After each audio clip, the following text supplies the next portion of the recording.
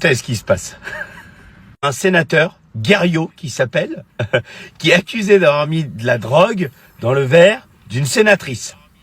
L'avocat s'exprime sur BFM, c'est un délice. C'est arrivé par accident. C'est un chat en fin de vie, d'ailleurs il est mort quelques heures après, il est mort mardi matin. Il a aussi rencontré dans la journée de lundi un ami qui était en chimiothérapie et qui n'a pas reconnu parce qu'il avait perdu tous ses cheveux. Donc j'irai qu'à pépette. Ça veut dire que monsieur Guerriau, il était pas bien parce que son chat venait de mourir, qu'il a vu un ami à lui qu'il n'a pas vraiment reconnu parce qu'il avait perdu ses cheveux à cause d'une chimio, parce que je peux comprendre à la limite, bon. Quelqu'un du Sénat lui a donné un euphorisant sans jamais... Quelqu'un du Sénat, c'est-à-dire? Quelqu'un du Sénat... Non, c'est important, pardonnez-moi. Quelqu'un du Sénat ou un sénateur? Joël Guerriau vous dira ou ne dira pas qui est cette personne du Sénat, mais ce n'est pas à moi de le dire. C'est un sénateur.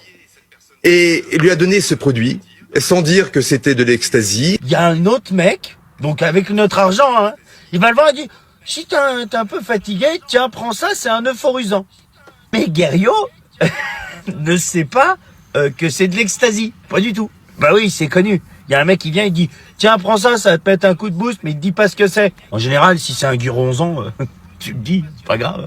Et il ne l'a pas utilisé, il ne l'a pas consommé jusqu'à ce lundi soir où il a souhaité le consommer, mais finalement il ne l'a pas consommé. Après, il l'a mis dans une coupe de champagne. Pardon, mais qui voulait boire. Finalement, il l'a pas bu, le gars.